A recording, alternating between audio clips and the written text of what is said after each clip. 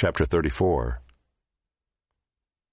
The Lord said to Moses, "Cut for yourself 2 tablets of stone like the first, and I will write on the tablets the words that were on the first tablets, which you broke. Be ready by the morning, and come up in the morning to Mount Sinai, and present yourself there to me on the top of the mountain.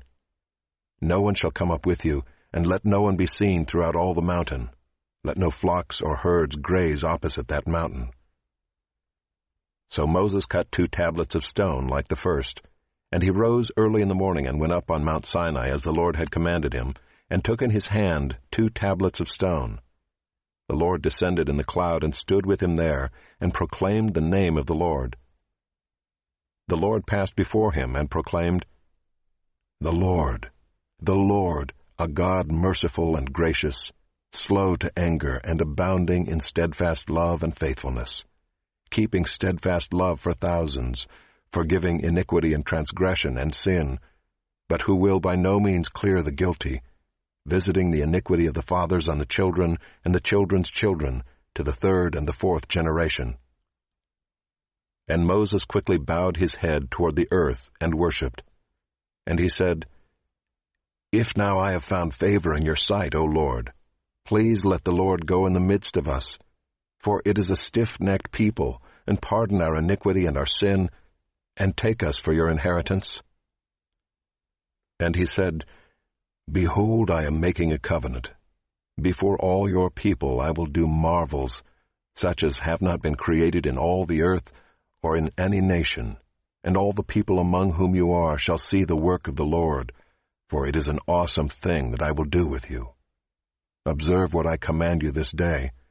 Behold, I will drive out before you the Amorites, the Canaanites, the Hittites, the Perizzites, the Hivites, and the Jebusites.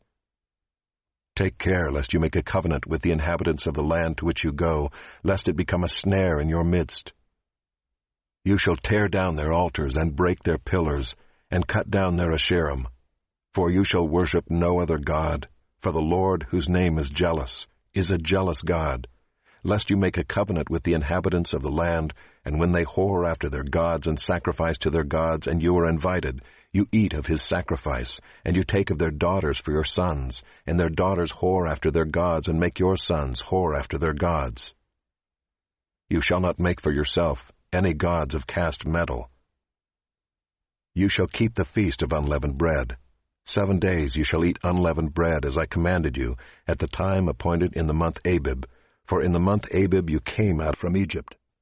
All that open the womb are mine, all your male livestock, the firstborn of cow and sheep. The firstborn of a donkey you shall redeem with a lamb, or if you will not redeem it, you shall break its neck. All the firstborn of your sons you shall redeem, and none shall appear before me empty-handed.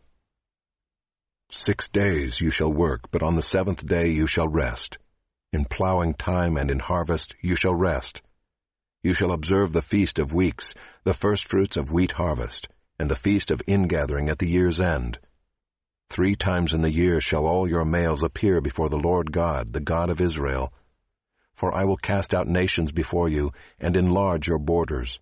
No one shall covet your land when you go up to appear before the Lord your God 3 times in the year. You shall not offer the blood of my sacrifice with anything leavened, or let the sacrifice of the feast of the Passover remain until the morning. The best of the firstfruits of your ground you shall bring to the house of the Lord your God. You shall not boil a young goat in its mother's milk."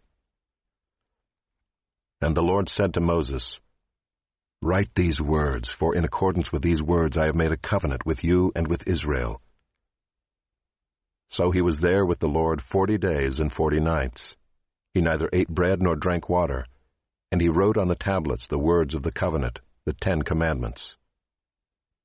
When Moses came down from Mount Sinai with the 2 tablets of the testimony in his hand as he came down from the mountain, Moses did not know that the skin of his face shone because he had been talking with God.